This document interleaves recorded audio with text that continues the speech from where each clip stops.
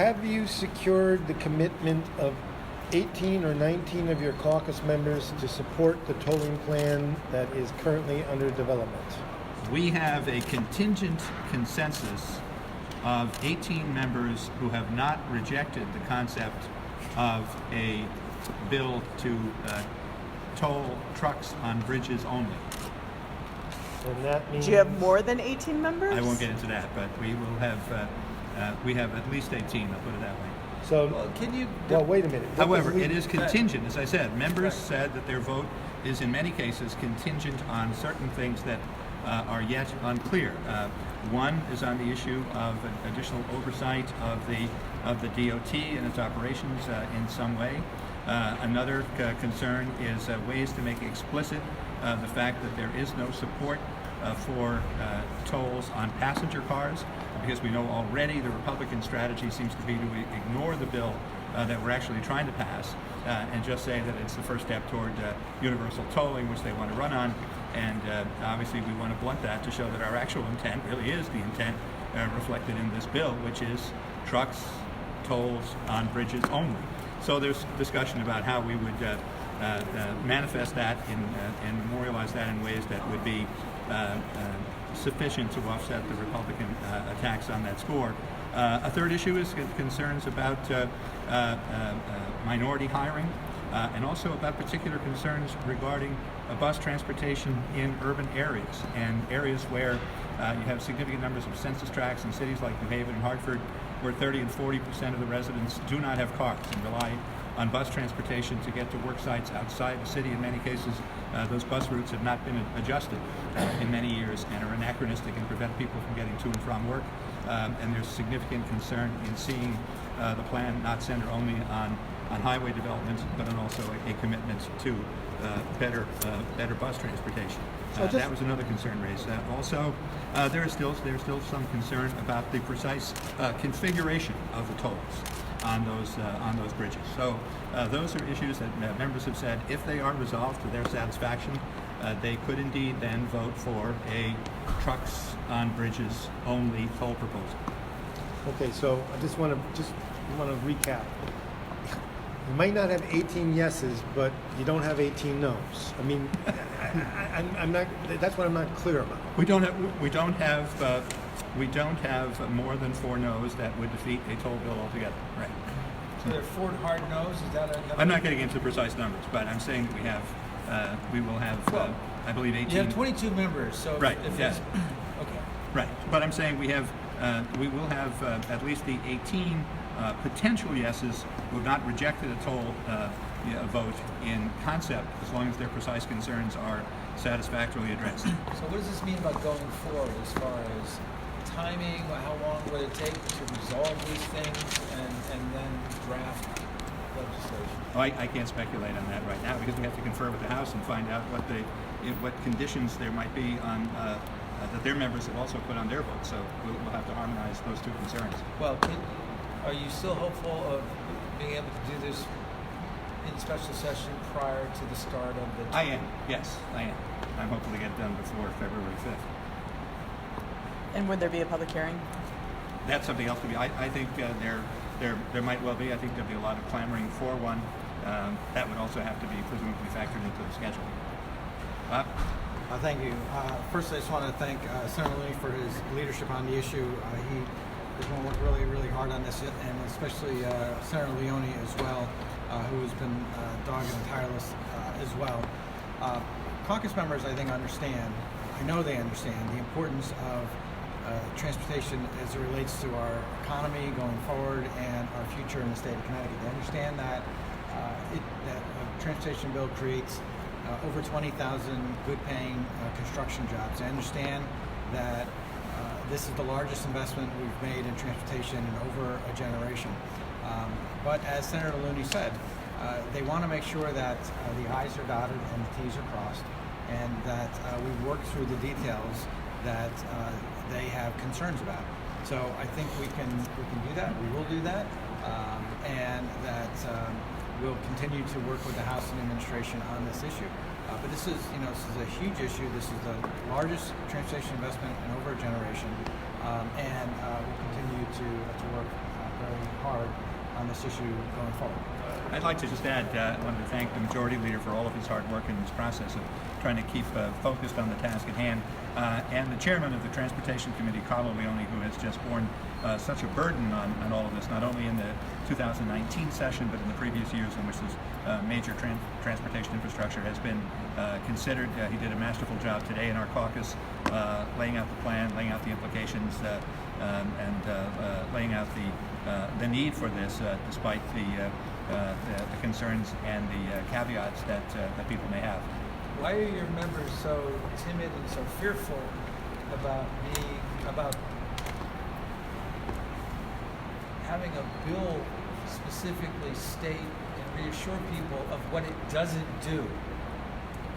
I know that's a twisted way to do it, but it's kind of a convoluted thing of there's barely enough votes in this building to do a trucks only tolling plan. So why is there the great concern of your members to somehow give further assurances in legislation that indeed it means what it says, that it will only be not only truck-only tolls, but it's only heavy trucks. You're eliminating the House. I assume you're in concert with the House in eliminating the tolls on medium-sized trucks, correct? Right. We're looking at 4 and 5 axle trucks. 4 axle trucks as the threshold. Right. Right. And So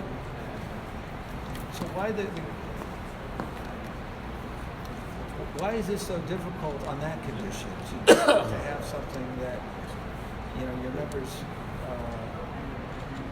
will be doubly protected somehow? well, because we are aware of the nature of the partisan to come on this issue, what we regard as irresponsible partisan attacks, and we need to make sure that we have a response that's framed that our members can use successfully when those attacks come. I think also, to exactly agree with what Senator Looney said, that you're going to be spending tens of billions of dollars. You want to make sure you get it right. There's going to be a lot of oversight. There's going to be a lot of construction. There's going to be a lot of jobs created. We have the legislature, the co-equal branch of government, has an opportunity to put our finger.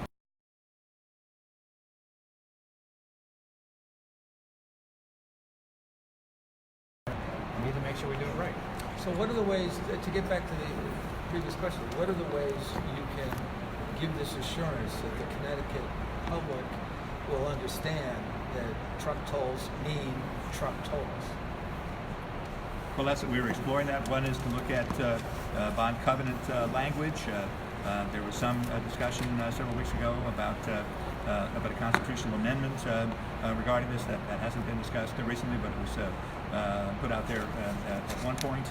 So we're looking at a variety of things to build in that additional language to say that what we intend is this and only this, both for the shorter term and the longer term.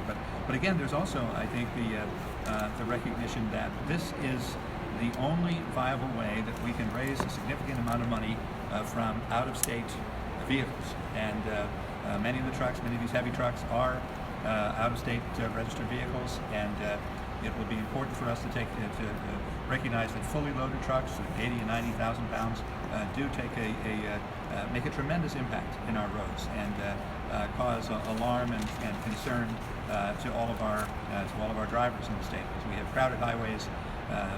As we all know, all of our highways are crowded and stressed, and just the presence of the truck traffic causes a great deal of concern.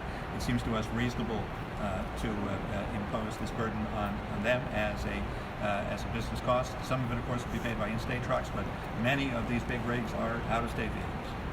Do you have an estimate of how much money is total raised and how much from out-of-state companies?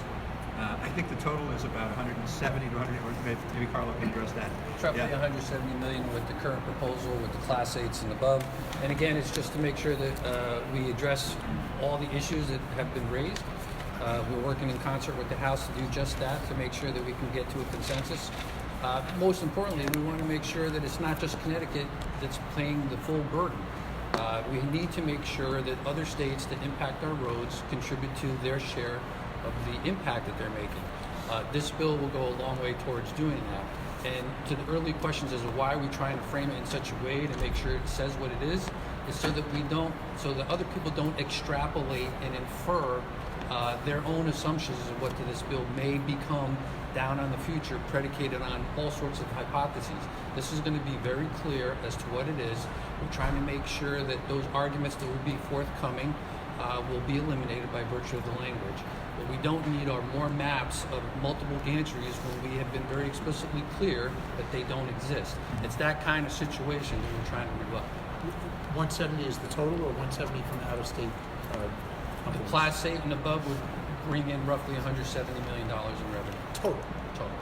But in terms of the split, I mean, we've been told in previous iterations of various tolling plans that anywhere from 33 to 35 to 36% of the revenue will come from out-of-state trucks. Is that basically the same? Or excuse me, out-of-state drivers. Is that basically the same split that we're talking about now?